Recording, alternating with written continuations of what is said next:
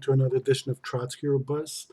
It is, I believe, June 23rd. It's summer. Of course, it's always summer in Southern California, so sorry, didn't mean to brag. What I want to talk about real quick today is Bernie Sanders and his poll numbers. Oh my goodness, they're going down. When did they start going down? Let's see, April 22nd is when he called Netanyahu's government racist. Wow. Wow.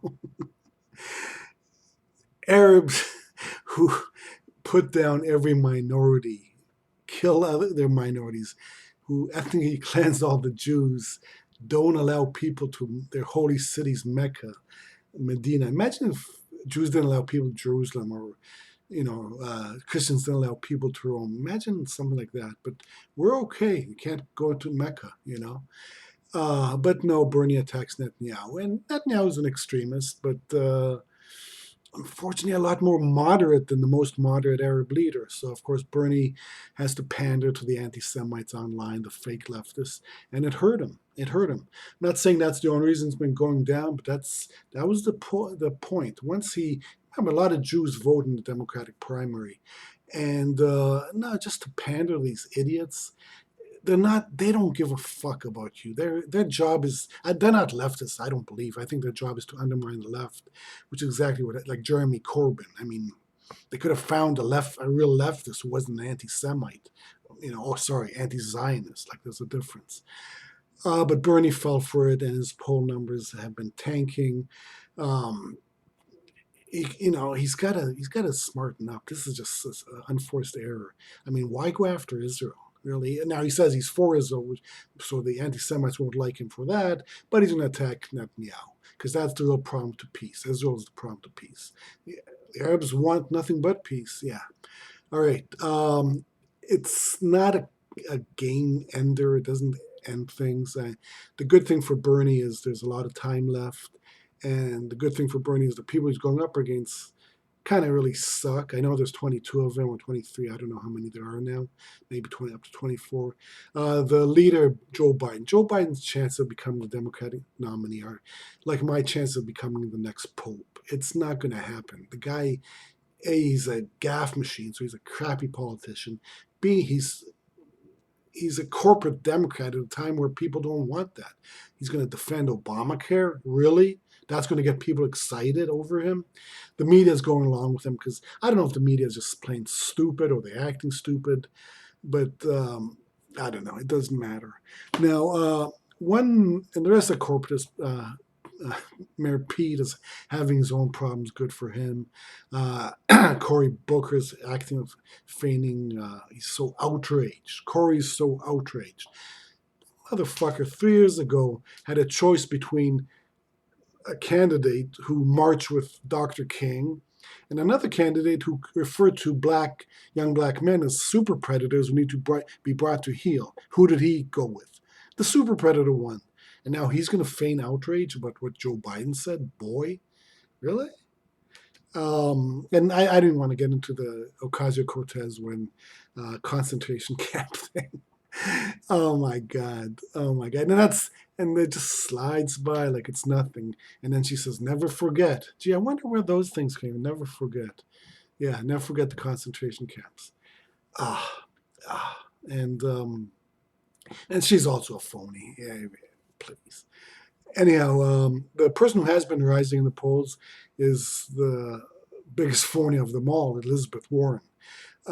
Anybody can know she's a phony, a child, or even a president with the mind of a child. I mean, there's a reason he calls her Pocahontas. She is so full of shit. I have a plan. I have a plan. No, she doesn't. No, she doesn't. You think she has a plan? Go to her website. She gives you vague generalities. She has no plan, just vague generalities. And, even if she had a plan, you can't trust her. The fact that 3 years ago, she could be president today had she ran. She would have beaten Hillary because the only thing Hillary had going for her is that she's a woman. Elizabeth Warren could, but she went with the establishment. They told her to stay out, and she stayed out.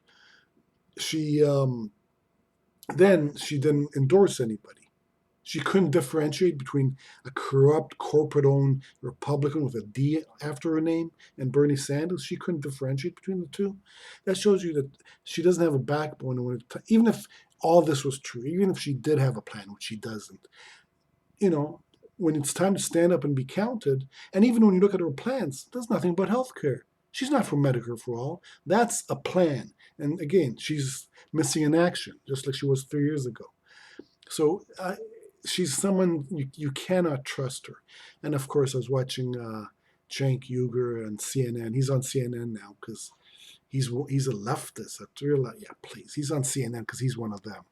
And he, of course, loves Elizabeth Warren. So that's another reason not to support her. Um, that's about it. Only thing I want to talk is what Democrats need to start doing better. They brought up reparations, and that's Donald Trump's wheelhouse. He loves to talk about that. But the only way you can really talk about reparations, the first thing out of your mouth should be, who's going to pay for it? Well, it's the billionaires. Okay, it's the billionaires who are going to pay for it, and also include everything too, like universal, like I mean, Medicare for all. I don't know what the stats are, but I'm sure more African Americans are uninsured. Include Native Americans. Okay, they also are entitled to reparations. Mexican Americans. I mean, we took a quarter of their country. Should they not receive reparations? And when they come back, they work for less than minimum wage. They've turned into like almost a slave labor force for us. Should they not receive reparations? And even include poor white people, because it's a very touchy thing. I know if you include poor white people, Joy Reid will have a conniption. Who gives a shit? But reparations for everybody who needs it. Because it's a very Trump wants to use it he wants to divide. He wants to get poor white people to vote for him, and Democrats, of course, are more than happy to do that because they don't want to win. Really, I mean, they want to win if it's a Joe Biden. They don't want to win if it's a Bernie. If Bernie's real, and I'm not 100% sure that he is.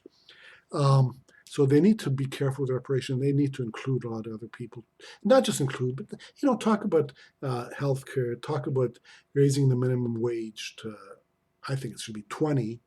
Okay, they're talking about 15. It's start going up to 20. That's for all people, and of course that affects minorities the most. And free college education. Get not just free college, but the amount of money spent on schools in the inner city compared to the suburbs is that itself. Forget the reparation. Just make that equal. Make that equal, if nothing else.